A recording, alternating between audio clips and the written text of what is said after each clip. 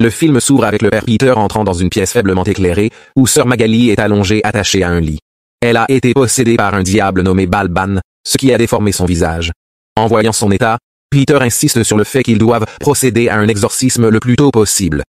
Il appelle alors son supérieur, le père Michael, et lui demande sa permission. Ce dernier refuse avec véhémence, estimant qu'il n'est pas assez compétent pour gérer une telle situation.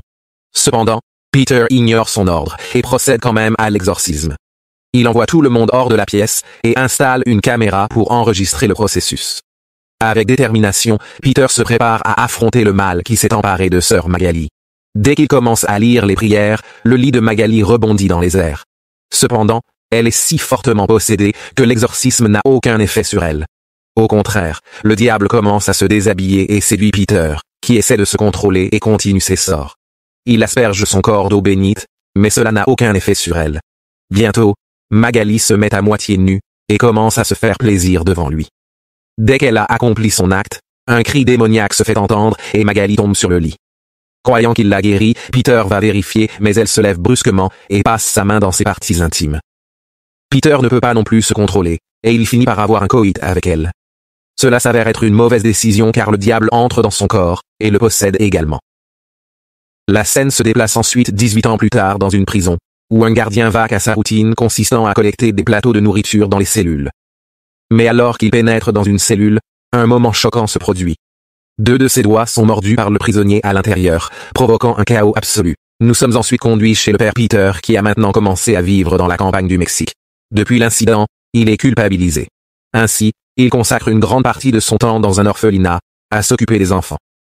Un jour, alors qu'il distribue de la nourriture, il est abordé par une mère inquiète. Elle l'emmène chez son fils malade, Philippe, qui semble souffrir d'une étrange maladie. Peter le bénit avec de l'eau bénite, mais cela ne fait que provoquer une crise chez le garçon. En dernier recours, il est transporté d'urgence à l'hôpital. Le docteur Nelson examine ensuite Felipe, et révèle que 4 enfants sont déjà morts de la même manière. Mais personne n'a été en mesure d'identifier la maladie ou son remède. Plus tard, Peter se rend dans une église pour chercher du réconfort, et le docteur Nelson le rejoint. Pierre croit que Dieu le punit pour ses méfaits passés, en faisant souffrir ceux qui l'entourent. Nelson essaie de lui faire comprendre qu'il était sous la possession du diable lorsqu'il a commis le péché, mais Peter pense toujours que c'était évitable. Il décide alors finalement de se confesser avec l'évêque Monseigneur Balducci, car il pense que c'est le seul moyen de parvenir à la paix. Dans la scène suivante, Pierre se rend à la résidence de l'évêque et se prépare à remettre la cassette enregistrée de l'exorcisme. Mais Balducci le surprend en révélant que le Vatican le considère comme un saint. Il présente ensuite à Peter un généreux chèque pour son orphelinat. Accablé par le geste et le montant substantiel, Peter hésite et décide finalement de retenir les aveux. Plus tard, nous voyons Peter dans sa chambre, se maudissant pour le péché qu'il a commis il y a 18 ans. À ce moment-là, il entend un cri venant de l'église. Il entre à l'intérieur pour vérifier, seulement pour découvrir la statue du Christ disparue à sa place. Peter regarde alors autour de lui, et entend bientôt quelqu'un pleurer dans le coin. Lorsqu'il s'approche de la personne, il est choqué de découvrir la forme démoniaque de Jésus-Christ. Il lance soudainement une attaque contre lui, et c'est à ce moment-là que Peter se réveille en sursaut de son cauchemar.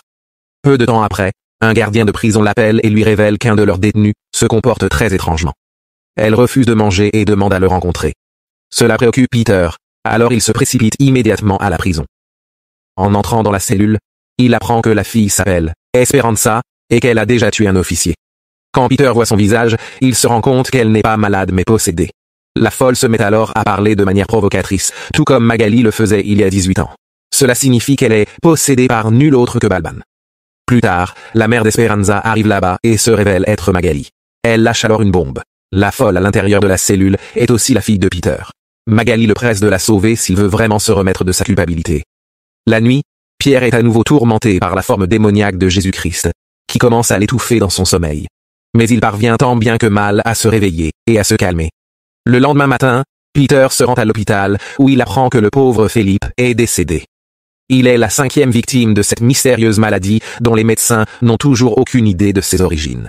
Plus tard, Peter rencontre Balducci et lui présente le rapport sur l'état d'Esperanza. Il demande l'autorisation de procéder à un exorcisme sur elle. Balducci dit non seulement oui, mais appelle également un autre prêtre afin qu'il puisse se débarrasser du démon dès que possible. La scène passe ensuite au père Michael, qui est arrivé au Mexique pour aider à l'exorcisme d'Esperanza. Il est révélé qu'il est l'un des meilleurs exorcistes du monde, et la seule personne à avoir vaincu Balban auparavant. Cette nuit-là, Peter ne supporte plus la culpabilité, alors il brûle l'enregistrement de l'exorcisme de Magali. Grâce à un flashback, nous apprenons qu'il était en réalité possédé par Balban lorsque l'incident a eu lieu. Il a été contraint d'avoir un coït avec Magali et de la mettre enceinte. Mais Pierre a réussi à se débarrasser du démon en scandant à plusieurs reprises le nom de Dieu.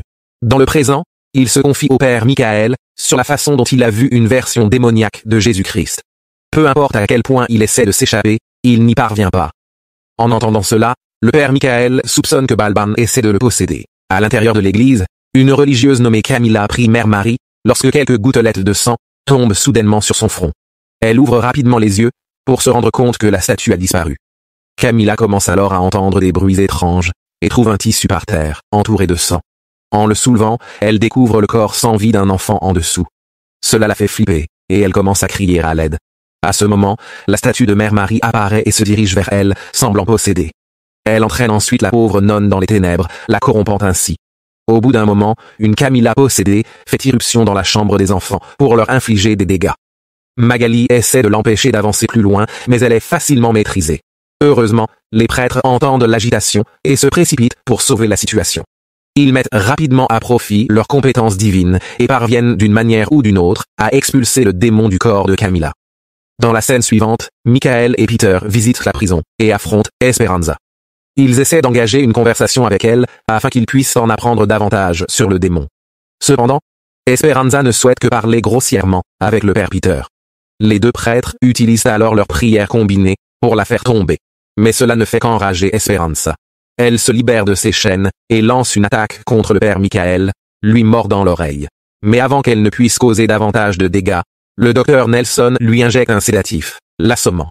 À la suite de cet incident, les prêtres ont une conversation sérieuse avec le directeur. Ils affirment qu'ils doivent procéder à un exorcisme à l'intérieur de la cellule de la prison. Et pour cela, ils doivent évacuer tout l'endroit. Cependant, le directeur refuse leur demande, car ils y ont des prisonniers très dangereux. Il ne peut tout simplement pas risquer de les transporter vers un autre endroit. N'ayant aucune option, le docteur Nelson suggère d'endormir profondément tous les prisonniers, en leur injectant un sédatif. L'idée n'est pas orthodoxe, mais c'est la seule qu'ils ont pour le moment, donc, les prêtres sont d'accord. Ils se mettent au travail dès le lendemain matin, et le docteur Nelson va de cellule en cellule, pour rendre conscience aux prisonniers. Cependant, l'une d'elles parvient astucieusement à voler les clés, et à les cacher dans son lit. Après cela, les deux entrent dans la cellule d'Esperanza pour lancer l'exorcisme, mais découvrent de manière choquante qu'elle a disparu. Ailleurs, le docteur Nelson est choqué d'apprendre que toutes les cellules de la prison ont été déverrouillées. Avant de pouvoir le signaler à ses collègues, il est soudainement attaqué par une fille possédée. Peu de temps après, les prêtres le trouvent blessé, entouré de plusieurs prisonniers possédés. Ils essayent de lire leur sort pour bannir les démons, mais cela semble n'avoir aucun effet. C'est à ce moment-là que la forme possédée de Mère Marie arrive sur les lieux. Les prisonniers attaquent également les prêtres, mais Nelson se sacrifie pour les ralentir. Profitant de cette opportunité, Michael et Peter s'échappent dans une pièce et s'enferment. Une fois qu'ils sont seuls, Michael demande à Peter quel péché il porte en lui. C'est parce que leur prière n'a pas fonctionné sur les prisonniers possédés. Incapable de détenir la vérité plus longtemps, Peter révèle finalement qu'Esperanza est sa fille. Il l'a conçue il y a 18 ans alors qu'il tentait de sauver Magali. En entendant cela, le père Michael est profondément choqué.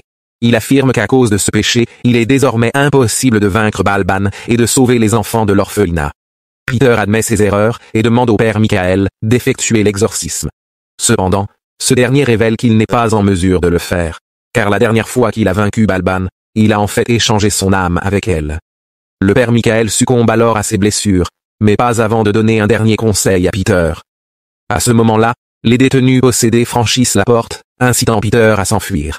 Il s'enferme dans une autre pièce et décide de confesser enfin le péché qu'il a commis, il y a 18 ans. Après s'être enregistré, il envoie la vidéo à Balducci.